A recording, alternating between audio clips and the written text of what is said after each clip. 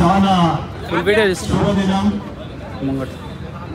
పండుగ వాతావరణం, చారిత్రాత్మకమైనటువంటి నిర్ణయం ఒక ప్రతిఫలంగా ఈ మైక్ పట్టుకొని మాట్లాడేటటువంటి సౌభాగ్యం కలిగినందుకు అతి స్వల్ప సమయంలో ఫోన్ ద్వారా ఈ యొక్క ఏర్పాటు విషయం చెప్పినప్పుడు సహృదయంతో విచ్చేసినటువంటి సీనియర్ నాయకులకు, డిస్ట్రిక్ట్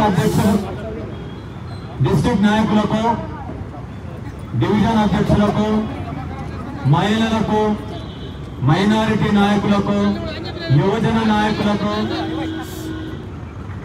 శేర్లింగంపల్లి నియోజకవర్గం నుంచి విచ్చేసినటువంటి 12 డివిజన్ల నుంచి విచ్చేసినటువంటి ప్రతి ఒక్క నాయకుడికి ఈ సందర్భంగా నేను పేరున హృదయపూర్వకమైనటువంటి అభినందనలు తెలియజేస్తూ, ఇది మనం కేవలం రూపాయలో 5 పైసలు మాత్రమే మనం చేస్తున్నాం. చాలా పెద్ద ఎత్తున చేయవలసి ఉండే అసెంబ్లీలో ప్రవేశపెట్టినటువంటి నేపథ్యంలో ఇమీడియట్ గా మనం చొరవ తీసుకోవాలి. క్షేత్రస్థాయిలో మనం మొదలుపెట్టి డివిజన్, నియోజకవర్గంలో ఉన్నటువంటి అన్ని డివిజన్లలో ఈ యొక్క కార్యక్రమాలు విస్తృత స్థాయిలో తీసుకుపోయేటటువంటి బాధ్యత మనందరి పట్ల ఉంది. ఇక్కడ విచ్చేసిన వాళ్ళందరూ కూడా చాలా ప్రధానమైనటువంటి నాయకులు. రోజా ఉండి, రంజాన్లో ఉండి ఇబ్బంది ఉన్నప్పటికీ కూడా ఉపవాసాలు వండుకుంటూ కూడా మెసేజ్ అందగానే మరి కాంగ్రెస్ పార్టీ పట్ల, కాంగ్రెస్ పార్టీ నాయకుని పట్ల, శ్రీ రేవంత్ రెడ్డి అన్న గారి పట్ల అభిమానంతో విచ్చేసినటువంటి ప్రతి ఒక్కరికి పేరున ప్రత్యేకంగా హృదయపూర్వకమైనటువంటి అభినందనలు, ధన్యవాదాలు తెలియజేస్తా ఉన్నా. కామారెడ్డి డిక్లరేషన్ సభలో రాహుల్ గాంధీ గారి సమక్షంలో పిసిసి ప్రెసిడెంట్ హోదాగా ఉన్నటువంటి శ్రీ రేవంత్ రెడ్డి అన్న గారి సమక్షంలో ఒక నిర్ణయం తీసుకోవడం జరిగింది.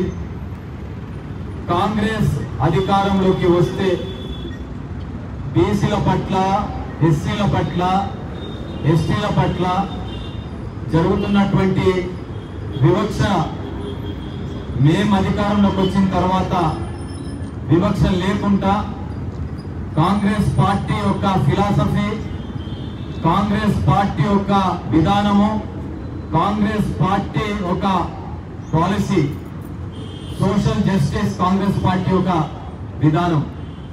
నిన్న తీసుకున్నటువంటి అసెంబ్లీలో బీసీ కులగణనకు సంబంధించి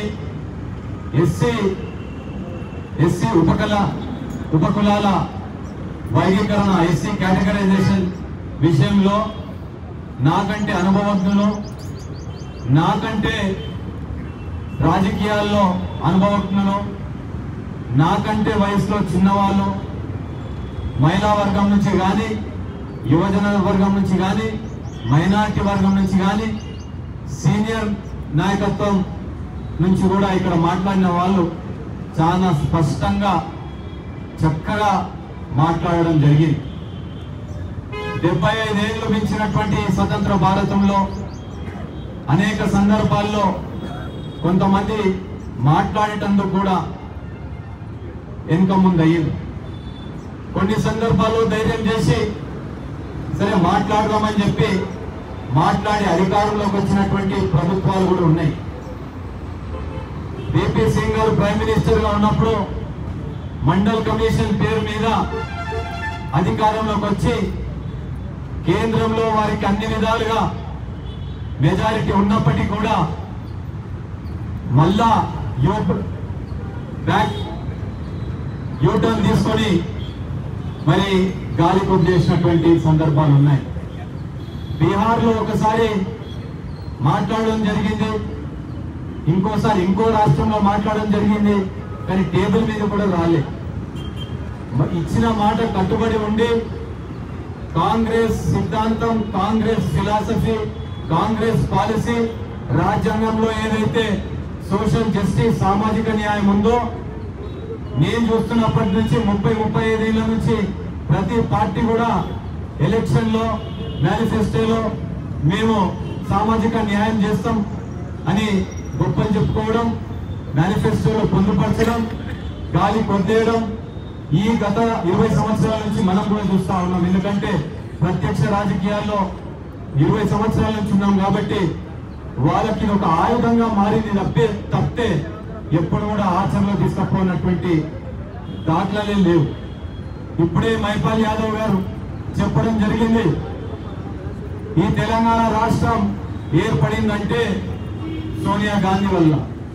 సోనియా గాంధీ గారే లేకపోతే తెలంగాణనే లేదు.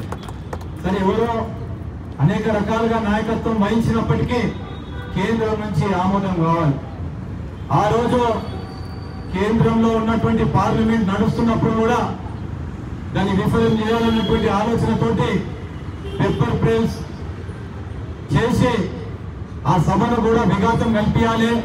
ఈ విధంగానైనా శ్రీమతి సోనియా గాంధీ గారు చలించి ఈ యొక్క నిర్ణయం వెనుక తీసుకుంటారేమో అనుకున్నారు. కానీ ఆమె షీజ్ ఐరన్ లేడీ, ఉక్కు మహిళ. ఆమె జీవితం ఒక ప్రపంచంలోనే చెప్పుకోదగ్గటువంటి చరిత్ర. తన కళ్ళ ముందు తన అత్తను కోల్పోవడం జరిగింది, తన భర్తను కోల్పోవడం జరిగింది. ఒకనొక సందర్భంలో అమ్మ మీరు తెలంగాణ ఇస్తే ఆంధ్రప్రదేశ్కు తెలంగాణ కూడా నష్టమే, అధికారంలోకి రామంటే అధికారం ముఖ్యం కాదు, ప్రజల ఆకాంక్ష, ప్రజల యొక్క వాంఛ, వారి యొక్క అస్తిత్వం, వారి యొక్క ఆత్మగౌరవం ఇది ప్రధానం. కాబట్టి యూటర్న్ తీసుకున్న సవాలే లేదు. ఏదేమైనా సరే పరిణామాలు తప్పకుండా కూడా కట్టుబడి ఉన్నాం, ఇస్తామని చెప్పి ఇచ్చినందుకు తెలంగాణ రాష్ట్రం వచ్చింది. ఈరోజు మరి అదే మహాతల్లి ముందట, వారి తనయుడు రాహుల్ గాంధీ ముందట పిసిసి హోదాలో కామారెడ్డి డిక్లరేషన్ లో కానీ, తుక్కుగూడలో జరిగినటువంటి బహిరంగ సభలో కానీ రేవంత్ అన్న గారు చెప్పడం జరిగింది, తప్పకుండా కూడా బీసీ కులగణన చేపట్టాలి, సామాజిక న్యాయానికి శ్రీకారం చుట్టాలి. అది తప్పకుండా కూడా ప్రజలు కాంగ్రెస్ పార్టీ రావాలని కోరుకోవాలి, మార్పు రావాలని కోరుకోవాలి. ఎప్పుడైతే కాంగ్రెస్ పార్టీ అధికారంలోకి వస్తుందో మార్పు తథ్యమని చెప్పి ఆ రోజు వేదిక మీద చెప్పడం, నిన్న సాక్షాత్తు అసెంబ్లీలో మరి దీన్ని చట్టంగా తీసుకురావడం అనేది చాలా గొప్ప విషయం. ఒక సుమారు 100-150 మందిని పిలిచి సీఎం గారు మీటింగ్ పెట్టడం జరిగింది. అందులో పాల్గొనడం నా సౌభాగ్యం. రేవంత్ అన్న గారు చెప్పడం జరిగింది, ఇది ఒక సాహసోపేతమైనటువంటి నిర్ణయం, దీనివల్ల నా యొక్క సామాజిక వర్గంతో కూడా నాకు సమస్యలు వస్తాయి, ఇబ్బందులు అవుతాయి, వాస్తవమే. కానీ నా జీవితంలో అత్యంత సంతృప్తినిచ్చినటువంటి ఘట్టం ఏదైతే ఉంటుందో ఈ బీసీ కులగణన, ఎస్సీ ఉపకులాల పైన నేను జీవితంలో నా చరిత్రలో ఎప్పుడు మరవా. ఇది సువర్ణ అక్షరాల్లో రాసి ఉంటది.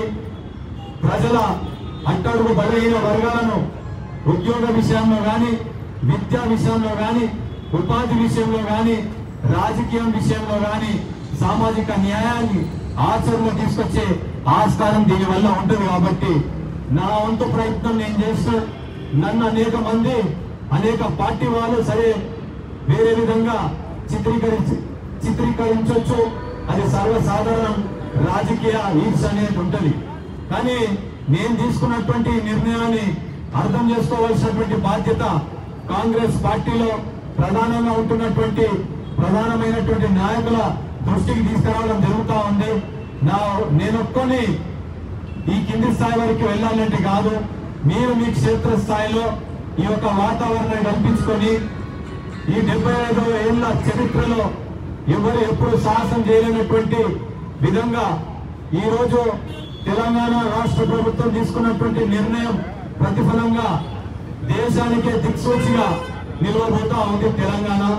దీన్ని మీరు క్షేత్ర స్థాయిలో ఎప్పుడైతే శాసనసభలో మేము ప్రవేశపెడతామో అప్పటి నుంచి మీ పైన రెట్టింపు బాధ్యత అవుతుంది.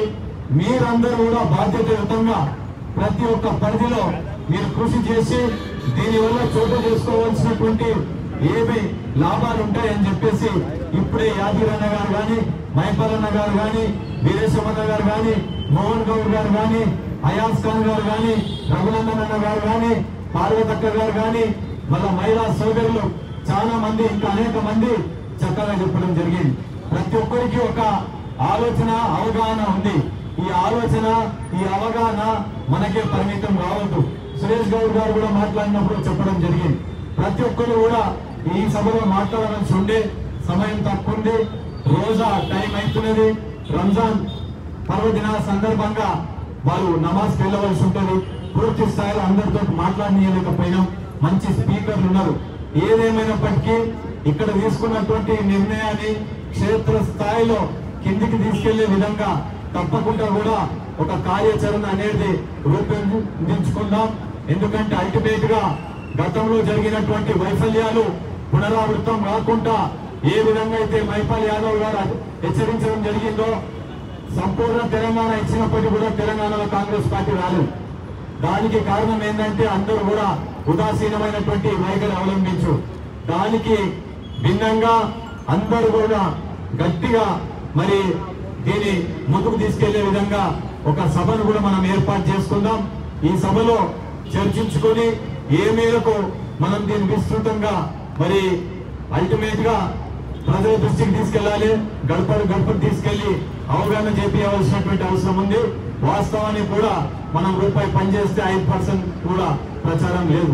మనము ఏదైతే ఆర్గనైజేషన్ ఉందో దీని అన్ని శ్రేణులను సంఘటితం చేసుకొని బలోపేతం చేసుకొని భిన్నాభిప్రాయాలు ఉన్నప్పటికీ ఒక మంచి సామాజిక న్యాయం అల్టిమేట్ గోల్ గా మనకు లా రూపంలో వస్తా ఉంది. కాబట్టి అన్ని డిఫరెన్సెస్ పక్కన పెట్టి మన కాంగ్రెస్ పార్టీ ఏదైతే అధికారంలోకి వచ్చిన తర్వాత ప్రభుత్వం ఏర్పడిందో ఇచ్చిన మాట కట్టుబడి ఉండి ఆచరణ తీసుకొచ్చినటువంటి ఈ నిర్ణయం ఒక ఫలితాలను ప్రజల వద్దకు తీసుకెళ్లే విధంగా మన ఒక గురుతర బాధ్యత ఉందని చెప్పేసి ఈ సందర్భంగా మనవి చేసుకుంటూ, మనం ఎంత చేసినా ఎంత మాట్లాడినా తక్కువనే. మనం ఈ రోజు చాలా మంది రాష్ట్ర కేబినెట్ అంతా మనం పాలాభిషేకం చేయాలి.